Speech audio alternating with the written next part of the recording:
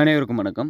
இந்த வீடியோவில் நம்ம என்ன பார்க்க போகிறோம் அப்படின்னு சொல்லிட்டு கேட்டிங்கன்னா, ஆன்லைன் கவுன்சிலிங் எப்படி நடக்கும் அப்படின்றத தான் டீட்டெயிலாக பார்க்க போகிறோம். அஃப்லைடட் தென் ஹானர்ஸ் கோர்ஸ் 5 இயர்ஸுக்கு.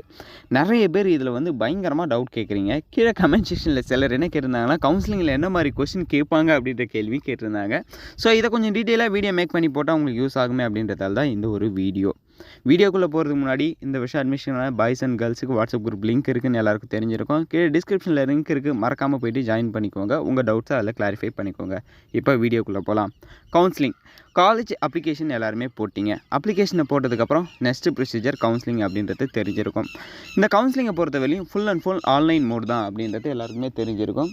ஆன்லைன் மோடுன்றது வந்து பார்த்திங்கன்னா, நீங்கள் வீடியோ காலில் அட்டன் பண்ணுறதோ இல்லை கால் பண்ணி அட்டன் பண்ணுறதோ அப்படிலாம் கிடையாது. உங்கள் டாக்குமெண்ட்டை வெரிஃபை பண்ணுறது. காலேஜில் வந்து ஃபஸ்ட்டு கவுன்சிலிங்க்கான கட் ஆஃப் லிஸ்ட்டு ரிலீஸ் பண்ணுவாங்க. இவங்கெல்லாம் நீங்கள் செலக்ட் ஆகிருப்பீங்க அப்படின்னு சொல்லிட்டு யூனிவர்சிட்டி வெப்சைட்டில் ரிலீஸ் பண்ணுவாங்க. அந்த செலக்ட் ஆன பர்சன்ஸுக்கு வந்து அஃபிஷியலாக மெயில் வரும். நீங்கள் வந்து மெரிட் லிஸ்ட்டில் செலக்ட் ஆகிருக்கீங்க, இல்லை தென் நீங்கள் வந்து வெயிட்டிங் லிஸ்ட்டில் செலக்ட் ஆகிருக்கீங்க. ஸோ உங்களோட டாக்குமெண்ட்டை வந்து இந்த போர்ட்டலில் போய்ட்டு அப்லோட் பண்ணுங்கள், ஒரிஜினல் காப்பியை ஸ்கேன் பண்ணி அப்லோட் பண்ணுங்கள் அப்படின்னு சொல்லுவாங்க.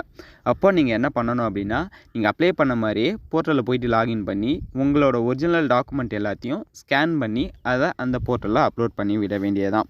அப்லோட் பண்ணதுக்கப்புறம் ஒரு 2 or 3 டேஸில் யூனிவர்சிட்டி அதை வெரிஃபை பண்ணுவாங்க.